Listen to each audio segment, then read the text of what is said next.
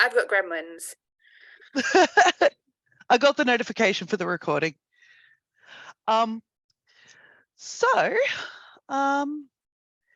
First, I'd like to acknowledge the Wiradjuri people whose unceded land this presentation was written on. I pay respects to their elders past, present and emerging.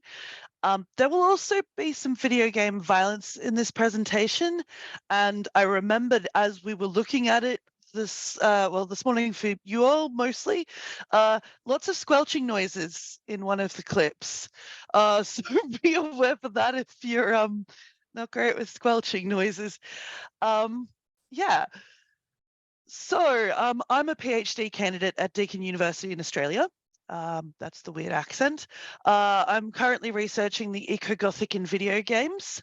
That means pushing digital avatars through spooky forests, up forbidden mountains, and in this case, out into the unknown of the ocean.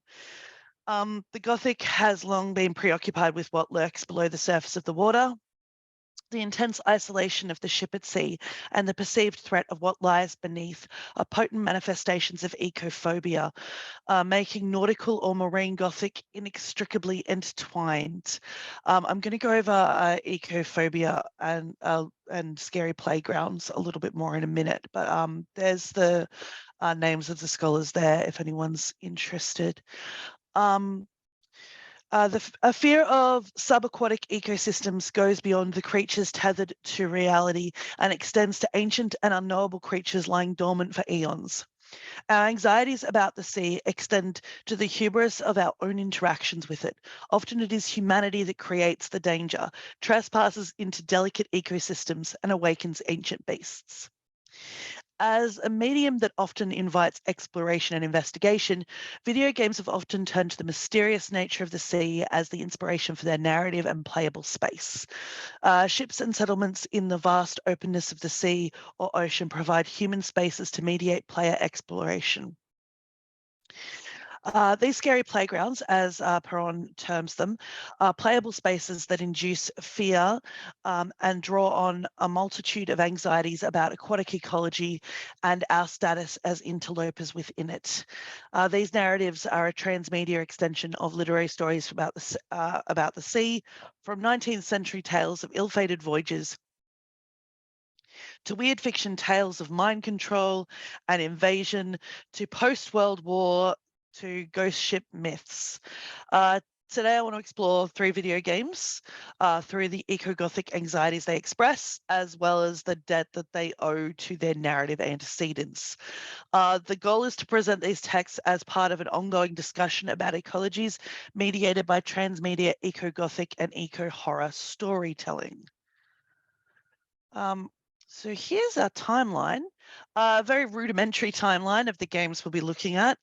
These are organised according to the date that the fictional doomed voyage took place in the game world, not necessarily when the game was set.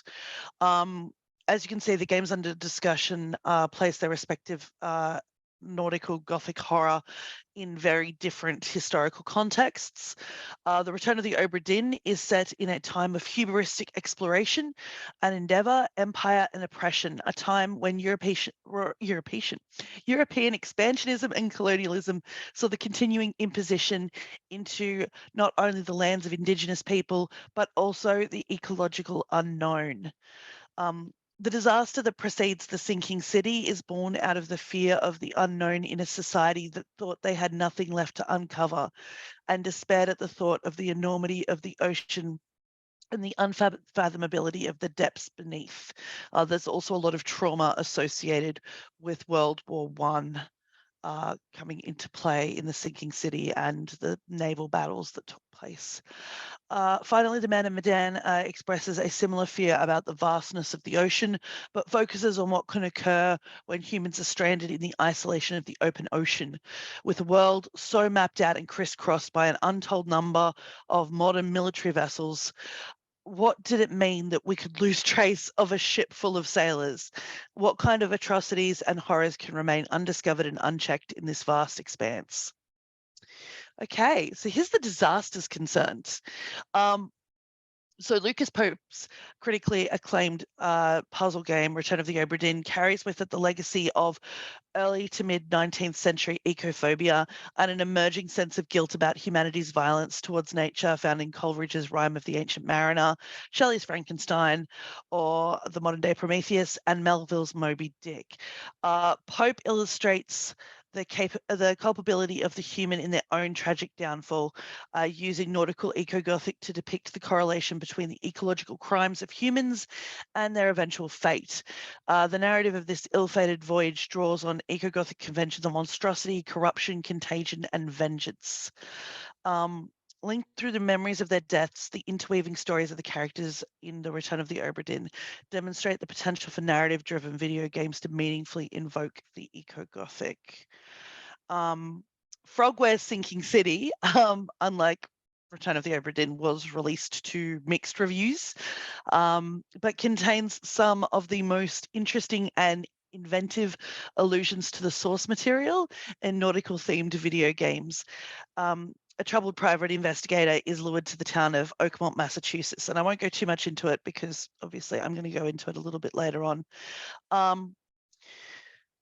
But he becomes tied up in a web of Lovecraftian mystery with references to the shadow over Innsmouth and the facts concerning late Arthur German and his family, which is a story I'm not particularly familiar with, but it does involve mating with the great white ape, which obviously there's lots of racial connotations there, and they kind of flip it on its head. It's very it's very interesting the way they deal with it.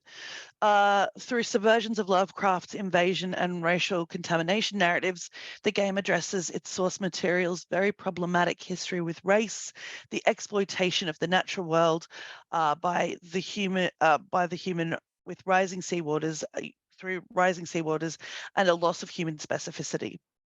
The Man of Medan by Supermassive Games is inspired by the legend of the SS Orang Medan, but relocates the myth from post-World War II newspapers and conspiracy magazines to the realm of psychological horror and urban mythology. This video game weaponizes the vast scope and isolation of the ocean, the uncertainty of what lies beneath, chemical bioweapons, and a loss of self-control. Not only does this game engage with nautical mysteries and myths, but also delves into modern myths associated with biohazards and the CIA. The narrative was one of conspiracy, human hubris, and imprisonment on a man-made vessel adrift in a distinctly non-human environment. So now we know the themes we're dealing with. I'm going to drone on about video games for a minute as a medium. So video games are often neglected and looked down upon in both academia and in the estimation of distant relatives at family events.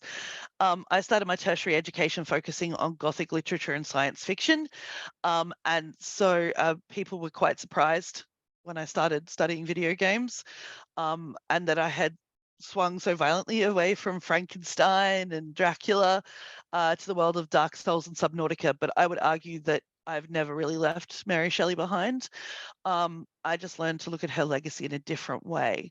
So while I'm explaining a little bit about video games and their qualities as a medium, I want to play a bit of The Wanderer, which is a video game depiction of the experience of Frankenstein's creature and its first moments, and how it experiences the world a bit like a newborn and has to acclimatize itself and develop sensory perception. So yeah, there we go.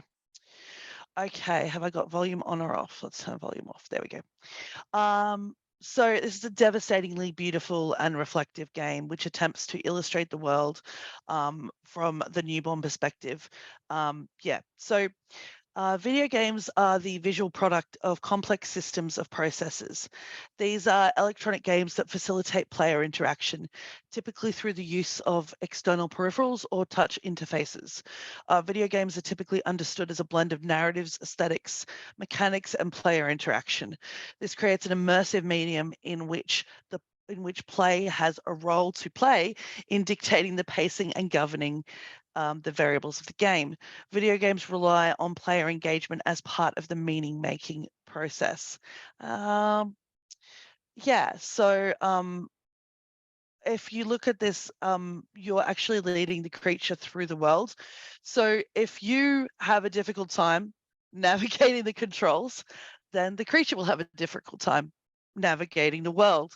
So it's reliant on your own capabilities, on the way you decide to play the game, as to the experience, as to the narrative experience.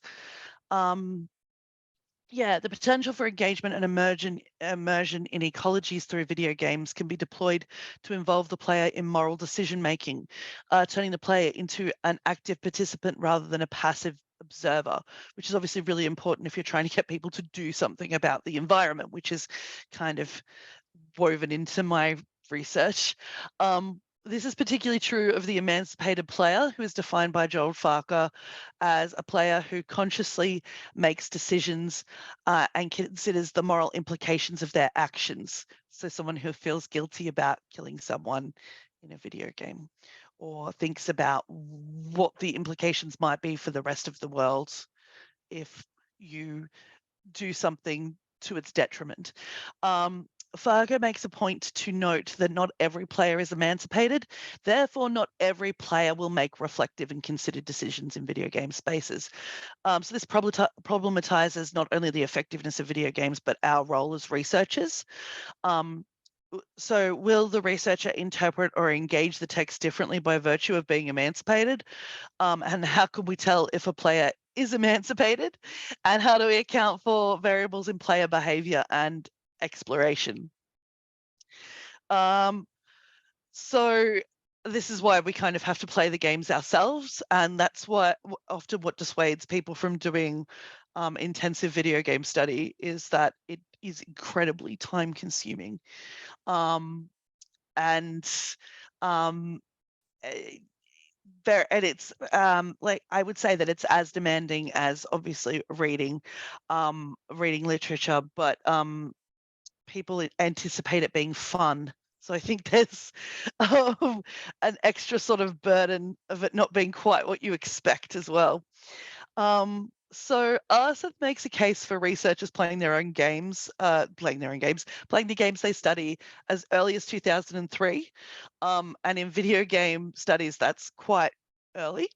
If we have not experienced the game personally, we are liable to commit severe misunderstandings, even if we study the mechanics and try our best to guess at their workings.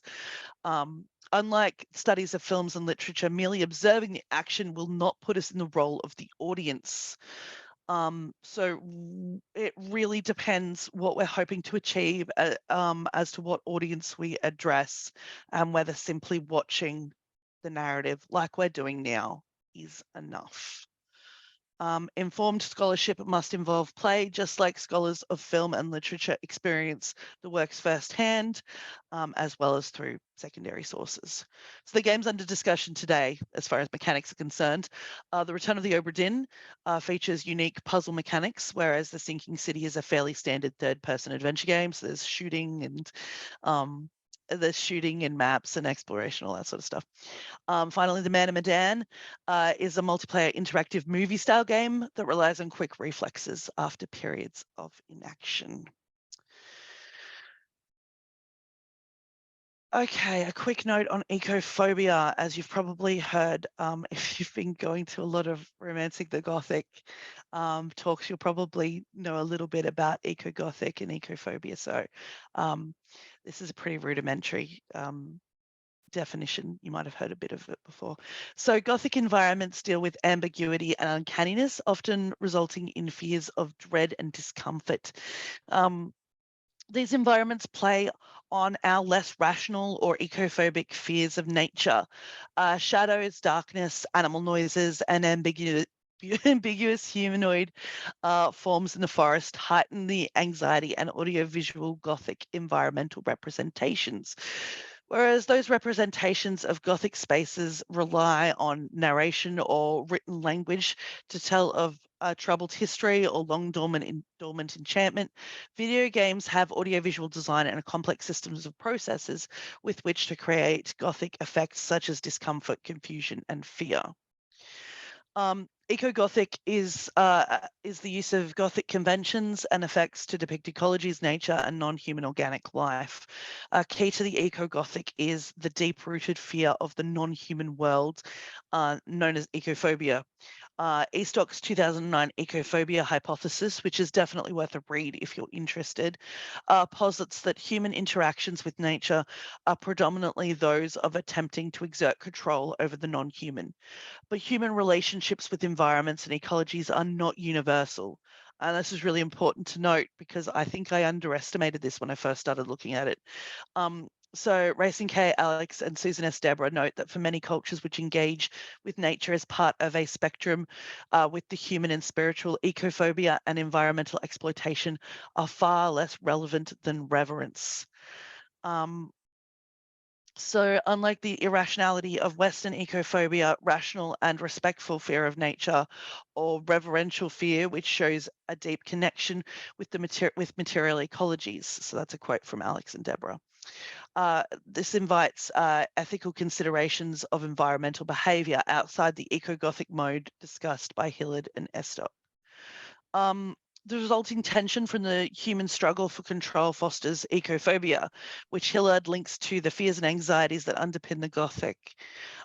Hillard uses The Raven by Edgar Allan Poe as an example of this.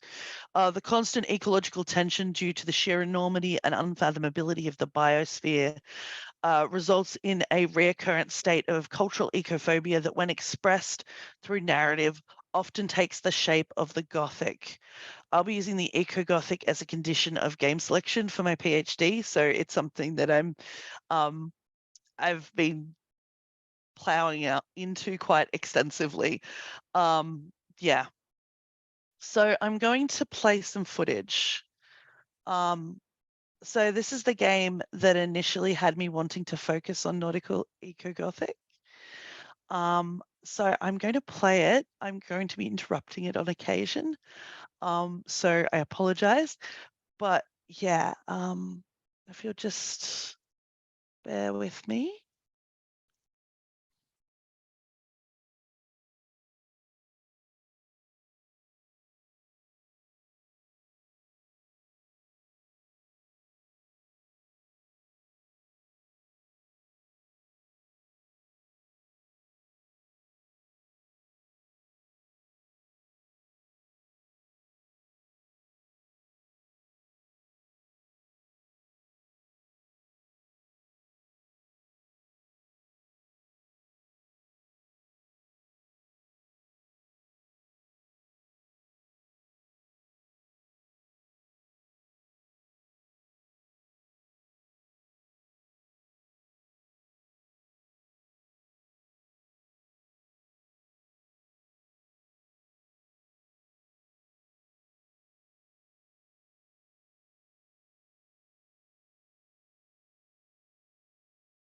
I'm just going to zoom in on a tiny little bit.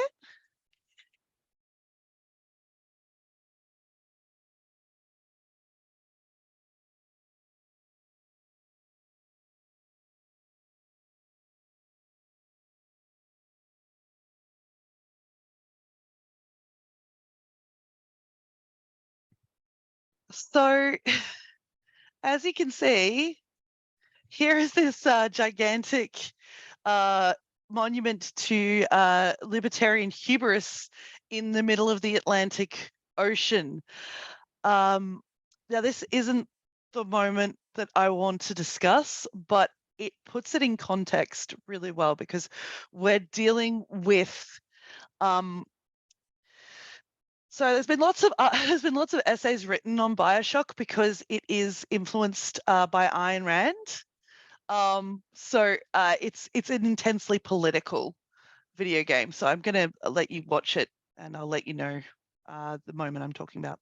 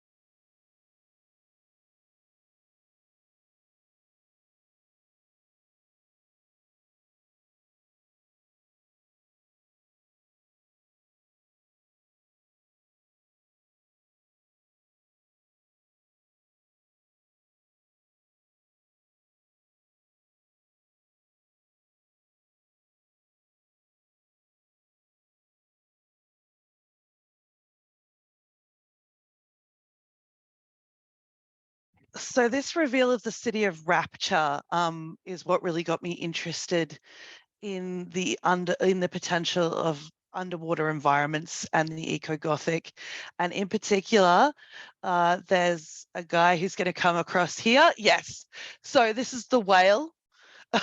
This is quite a famous whale, and one of the most iconic moments in video gaming. Um, yeah, so that whale has a lot to answer for. It has been replicated and referenced in a number of games, and that moment of revelation as we enter Rapture is one of the great moments in video gaming. We can already tell that something is off in the city of Rapture. We cannot possibly understand the conflation of the human and the robotic and the ecological other that is occurring behind the scenes. And we cannot fathom the exploitation of resources and the environmental devastation that directly results in the corruption of the human. But there's a lot of academic work done on this video game, and I highly recommend that if you're interested, have a look at it, because it is a really interesting video game with some really interesting connotations. And I'm going to pause this before the attack. Okay, so, oh no, it's haunted again. Why is it haunted again? Hey, there we go.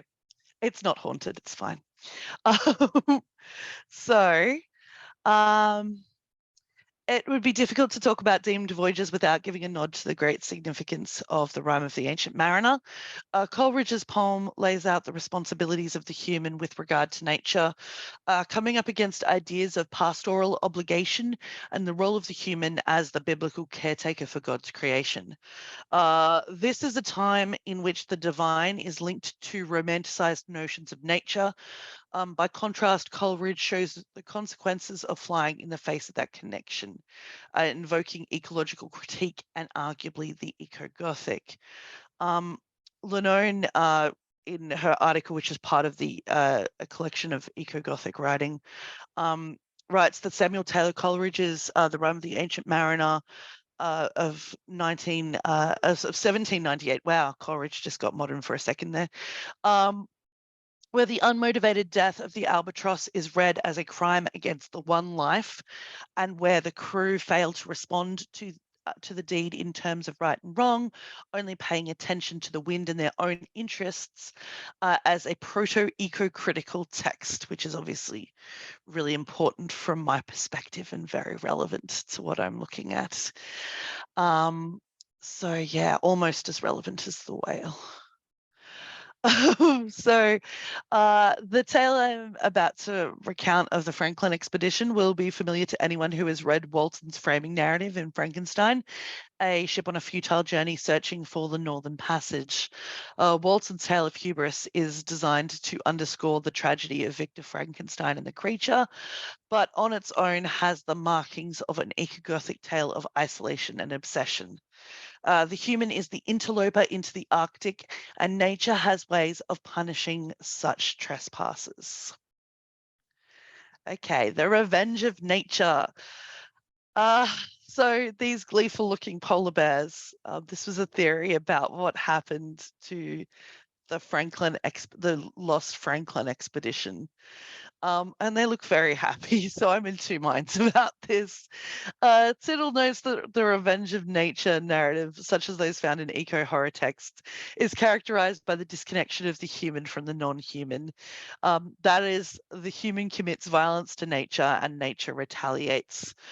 Sometimes that violence is overt and singular, such as the shooting of the albatross in The Rime of the Ancient Mariner, and sometimes it is the same kind of difficult to define slow violence as in the birds. Games that follow this narrative tradition share that same divergence of cause. The Resident Evil games blame the works on evil scientists for the works of evil scientists for the zombie-like creatures attacking Raccoon City, whereas the cordyceps fungus of The Last of Us is turning people into monsters with no cause other than the globalization of food sources. In The Last of Us, it is up to us to draw conclusions between human actions and their fate. And our hand gets held, so we get a bit of hand holding with that, but we kind of have to make meaning there. In these games, the key locus of EcoGothic affect is the conflict between the human and the non-human, in which human supremacy and exceptionalism are problematized. The question, how do the depictions of plagues and viruses reinforce or subvert the ecophobia centered around uncleanliness, disease, and contamination from the non-human world? Well, disease runs rampant through 19th century tales of nautical terror. It was one of the key things that killed off the Franklin expedition, and it is a key factor in Return of the Obra Dinn. The diverse yet hauntingly familiar fates of lost expeditions and doomed voyages can be read as the personified ecology rejecting the intrusions and defending itself against the looming violence of the human interloper. These are stories that warn us not to stray far from home and let vast expanses of the ocean be. But this is humanity we're talking about, and we've never been very good at heeding warnings.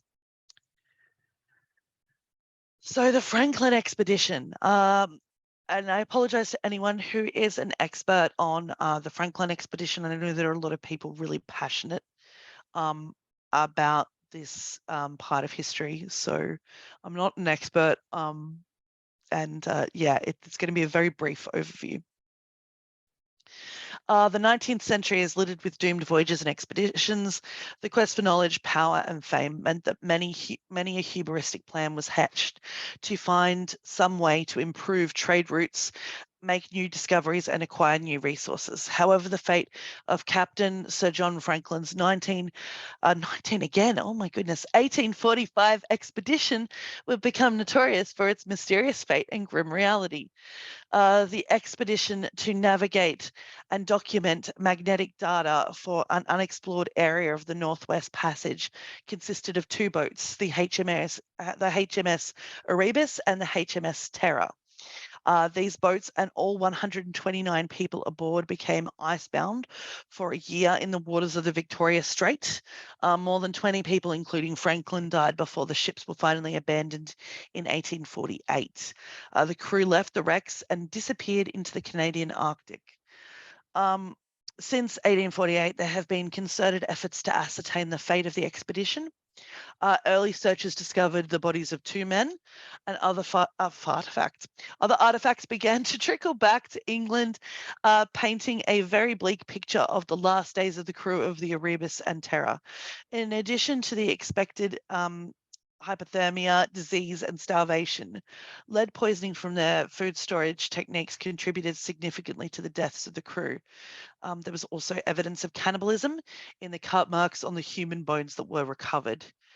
In 2014 and 2016, the wrecks of the Erebus and Terror were finally found, reigniting public interest in the expedition.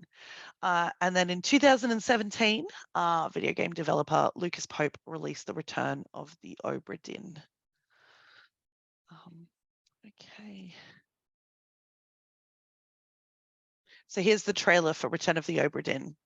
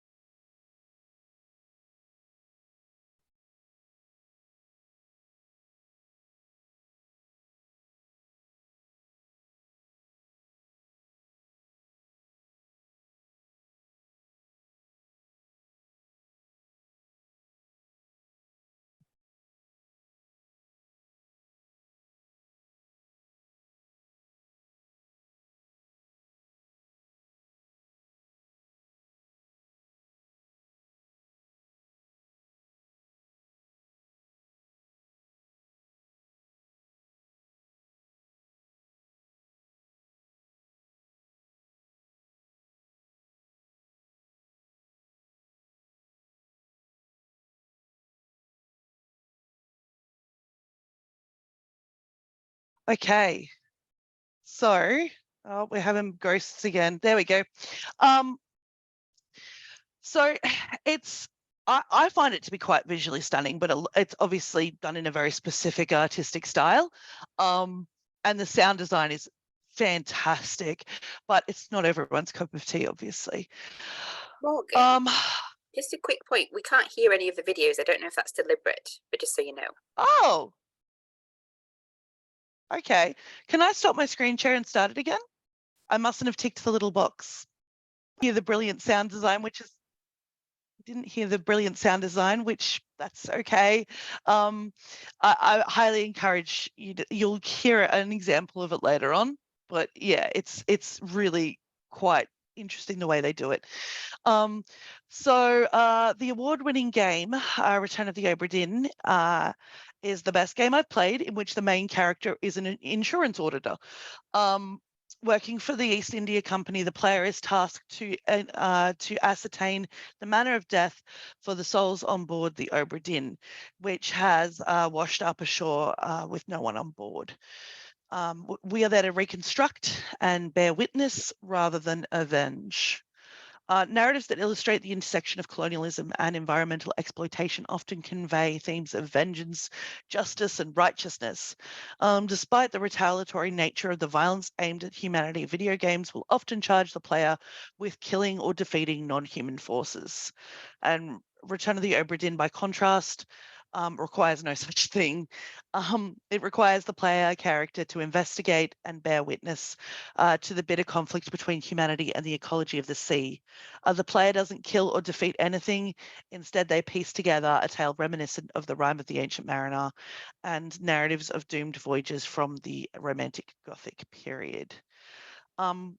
This revenge of nature tale sees the crew being plagued by disease and misfortune before being hunted by ferocious mermaids, modelled after the terrifying mythical creatures rather than the Disney ideal, giant spider crabs, which I'll show you some footage of in a minute, that appear to have humanoid masses protruding from their backs, and the Kraken, for good measure.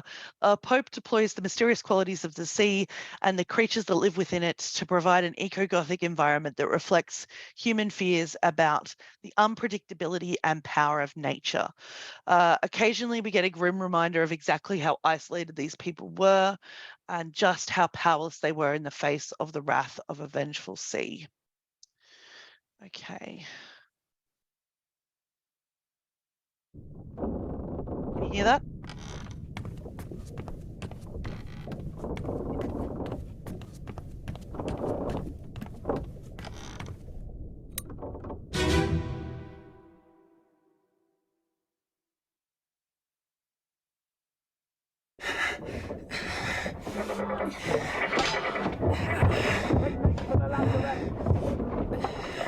Secure the hold!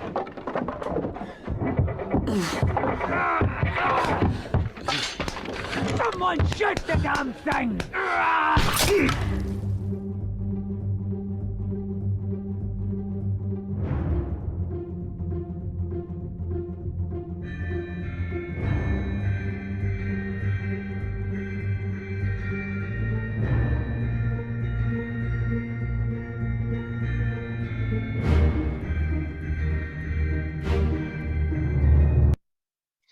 So that's essentially the mechanic. You see the moment of death, and then you have to work out what killed the person. In this case, it's a giant soldier crab.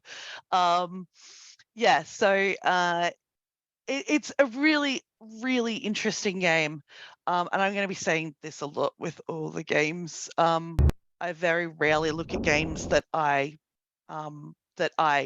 dislike. Yeah, so the next one I'm going to look at is The Sinking City. So it's going to be another trailer for a second, and thankfully you'll hear it. I'm not going to go through the whole trailer. But we're delving into the world of Lovecraft here. We're in the 1910s and 1920s. So yeah, I will do that.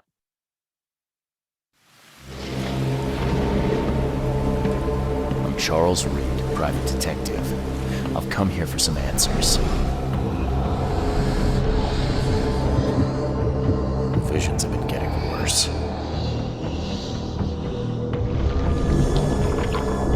I believe the source of this madness is here in Oakmont.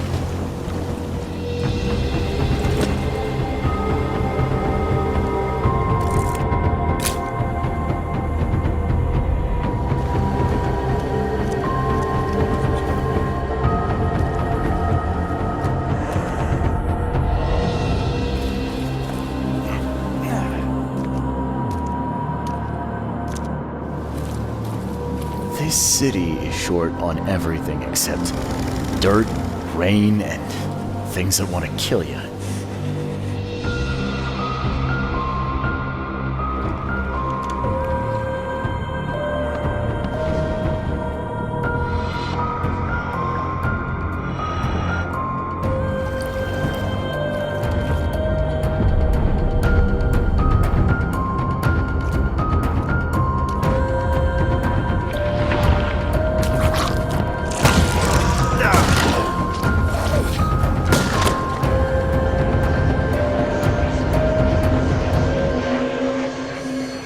I want none of this to be real.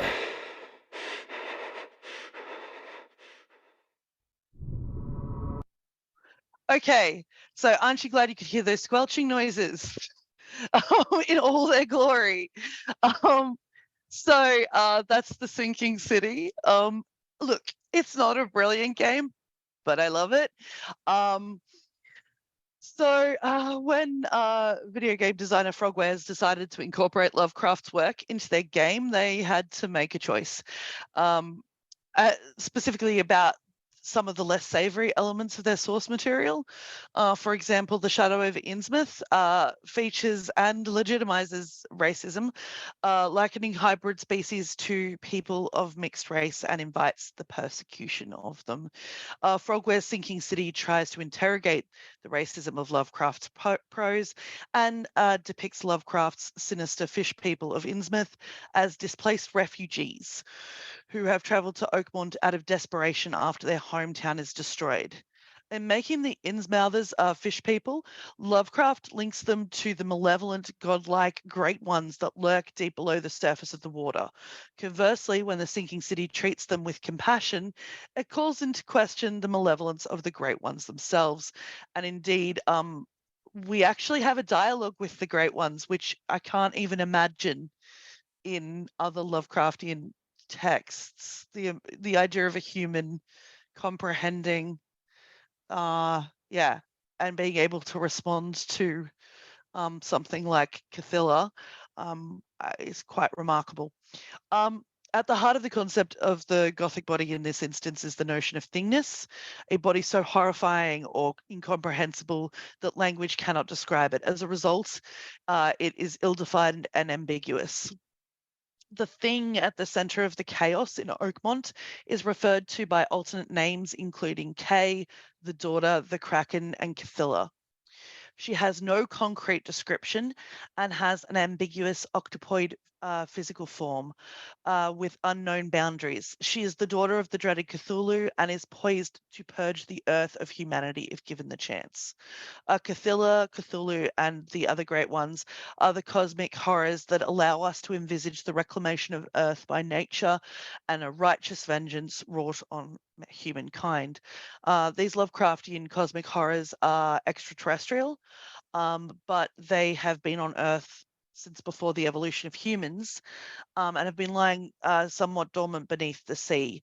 Humans may be evolved from Earth, but these creatures have been a part of the environment and ecology for eons. They have witnessed the human incursion on the environment and the exploitation of resources and the destruction of the world they have lived in. And in the Sinking City, the Great Ones are now pushing back.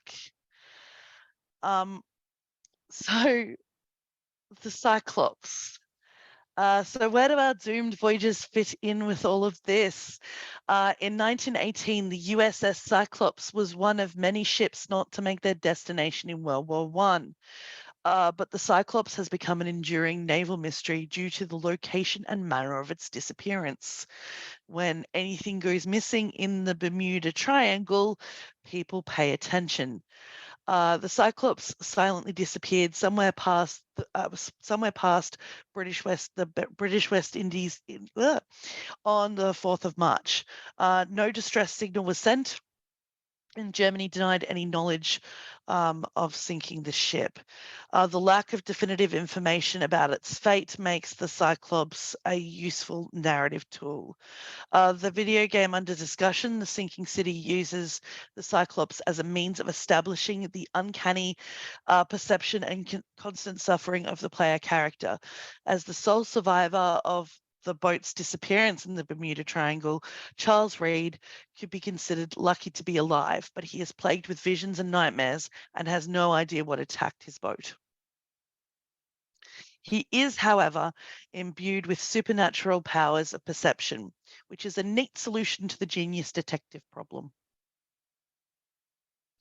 So as you can see here, and I didn't point this out previously, his little tugboat that he gets around the city in is called the Cyclops 2, which I find fun. Anyway, so in the sinking city, investigator Charles Reed is troubled by sinister visions that have drawn him to this mysterious seaside city. What awaits him is a series of disturbing mysteries and a myriad of eldritch horrors waiting to be uncovered.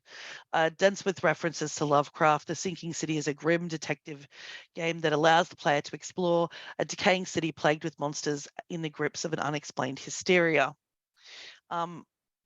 What drew me to the game is that the sea is rising and the people are mutating. An entity from the deep is driving the residents of the city to acts of appalling violence and religious extremism.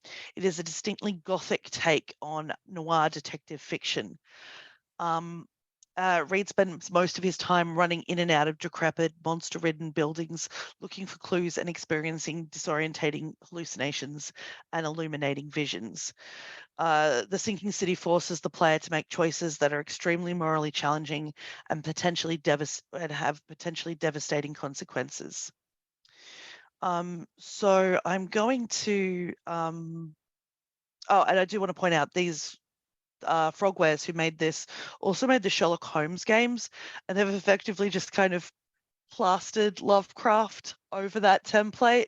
So we've got effectively a Sherlock Holmes type figure with a sanity mechanic, which is typical of Lovecraft games. With Sherlock Holmes Mind Palace style mechanics. So uncovered by a series of doomed voyages and diving expeditions, these woes that are plaguing Oakmont appear to be part of a natural or supernatural life cycle. Reproduction, seeds, and life cycles are key motifs in the game, particularly in the later stages of the narrative, and it appears the deluge that has isolated the city has happened many times before. The flood unleashes murderous wild beasts, which I'll show you in a second, that lurk in sites of violence and murder, which is unfortunate because that's exactly where Reed as a detective has to go. Some of the streets are traversable by foot, but others have been completely flooded and are in the process of being overrun by uncanny marine life. So almost every structure shows signs of decay, and many of them have coral structures and barnacles growing out of their dilapidated forms. It is evident that the man-made artifice of the city is succumbing to nature through the otherworldly powers of creatures beyond human comprehension. So I'm going to show you some footage which starts off with him running. But be patient. I apologize. There is something worth having a look at here. Yeah, here we go.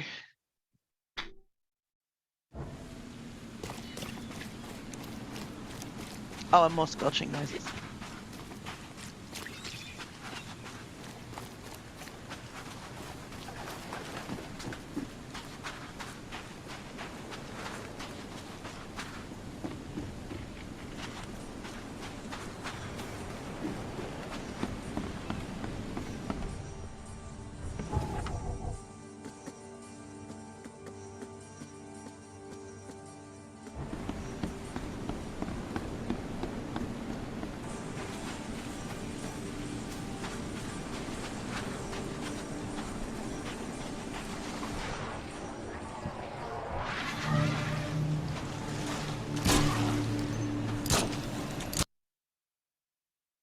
So these are the wild beasts, and you'll notice that when he looks at them, his perception warps. If he looks at looks at anything that is remotely otherworldly for too long or distressing, he starts to have hallucinations. And sanity mechanics are very popular with Lovecraft games. And if he gets too insane, I guess, he will kill himself. So that can end that run of your game pretty quickly. I've not had it happen, but people I've watched have. So yeah. All right. So the next post. So yeah, speaking of the mind playing tricks on the observer, I'd like to discuss the potentially the most famous ghost ship never to have existed, the Dutch freighter SS Orang Medan. A lot of sources like to treat this as a viable incident, and don't give away till much later that it probably never existed. But once you find out that the event occurred in either 1940, 1947, or 1948, it becomes pretty obvious that we're not dealing with hard and fast facts here. There was a distress call purportedly received by 2 American ships in Morse code. SOS from the Orang Medan, we float. All officers, including the captain, dead in chart room and on the bridge. Probably all crew dead. The message then degenerates into disorganized dots and dashes. And then finally the words, I die. One of the American vessels known as the Silver Star located the ship and found dead bodies. Seemingly, it says unharmed, but obviously like with no visible signs of violence, I would say is probably a better way of putting that. The Silver Star crew fled the ship as the Orang Medan caught fire. And then minutes later, it conveniently explodes, presumably sinking to the ocean floor and preventing any kind of investigation or verification.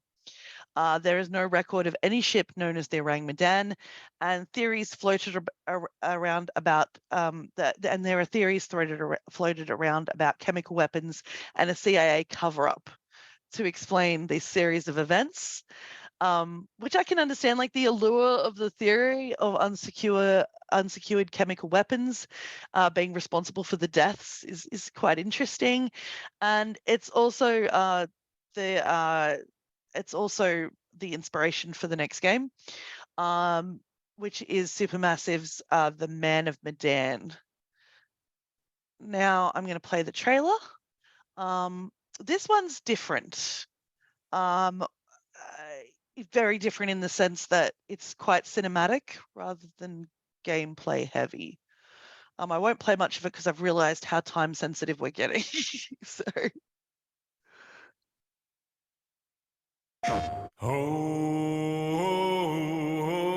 And apologies for the butt rock.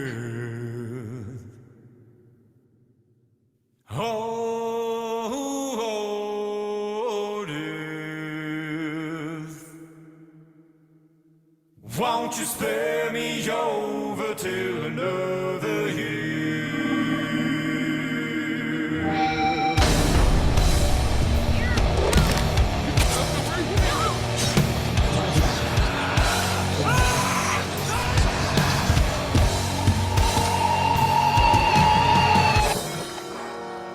Connie, this is Alex.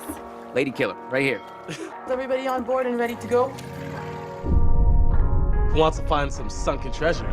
What do you know about this wreck? Just rumors. We have unexpected guests. We are 20 miles north!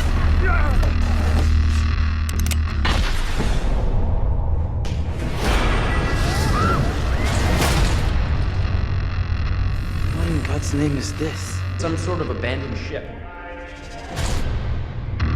Something happened here. Why would they be chained and locked?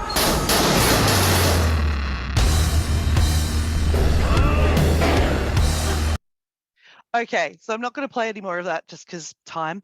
But yeah, so the Man of Medan takes place almost entirely isolated in the ocean.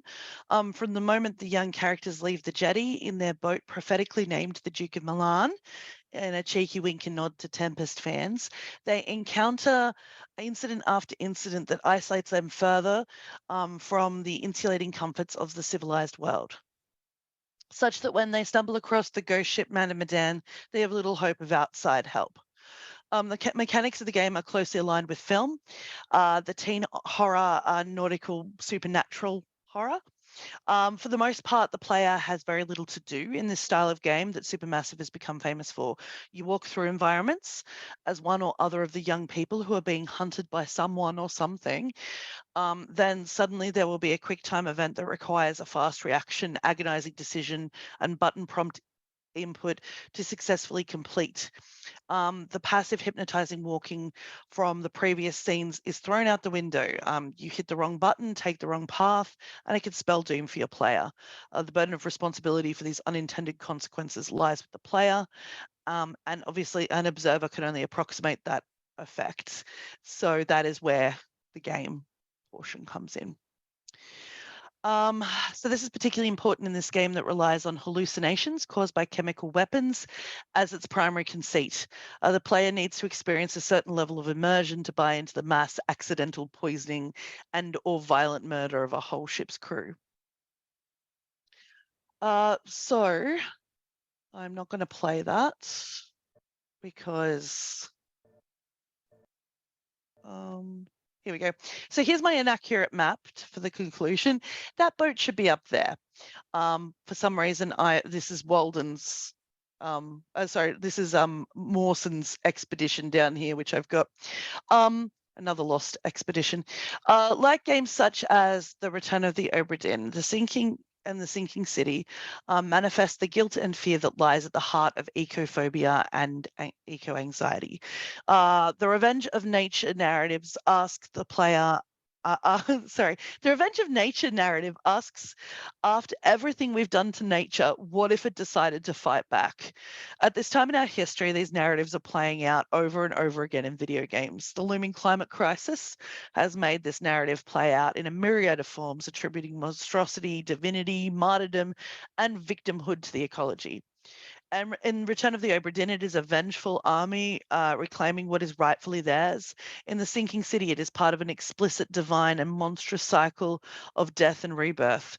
And finally, in The Man of Medan, it is an otherwise passive, living labyrinth that jealously guards its secrets. 3 incidents, leagues and decades apart, drawing on the stories we tell to cope with our distinct lack of control over the ocean biosphere. One, a slowly unfolding tragedy, one, a sudden disappearance, and the other may not have existed at all. All 3 inspiring narratives steeped in ecophobia, and all 3 emphasizing how illusory the human control of the ecology is despite our systematic violence, exploitation, and abuse. Nature, in particular the ocean, defies simple anthropocentric rules and categorization. And I was told that it sounds like a Jeff Goldblum quote, and I'm not going to say it. I continue not to say Jeff Goldblum quote. Anyway, thank you very much, everybody. I really appreciate you listening to that.